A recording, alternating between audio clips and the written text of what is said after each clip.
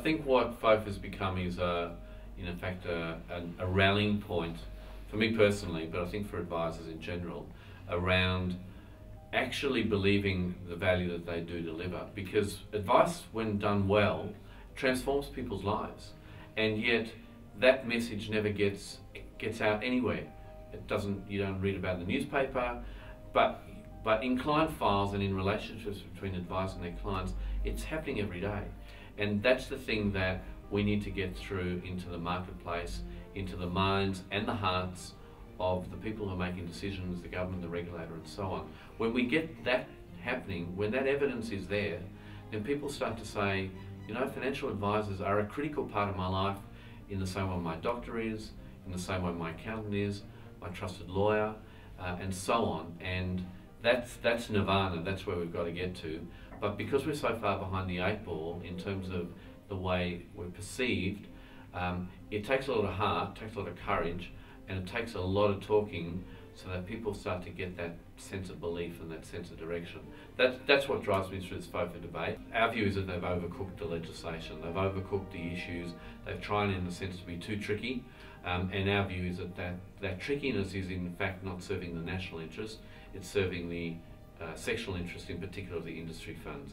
So things like opting in and forcing people to re-sign contracts, which is ultimately a red tape issue.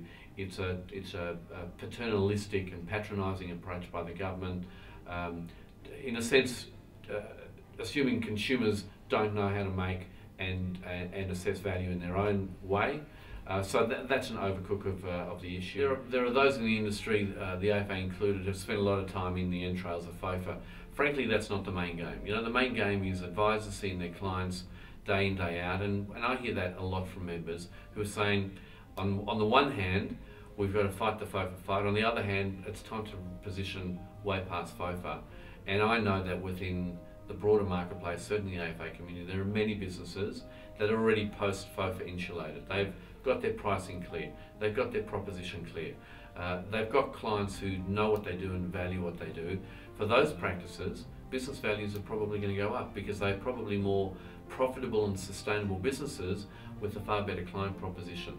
There are, however, businesses that are somewhere on that journey around getting their pricing and their proposition clear. Those businesses need to get very clear very quickly so that, irrespective of government legislation, they're in the driver's seat and in a far better position to navigate the future.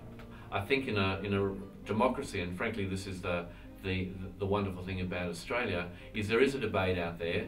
Advisors are empowered to have their view and have their say, and the stronger debate is that once FoFA is done and dusted, it's about how do you actually harness that energy and that goodwill to actually build financial advice into the true and trusted profession that we know the good advisors deliver.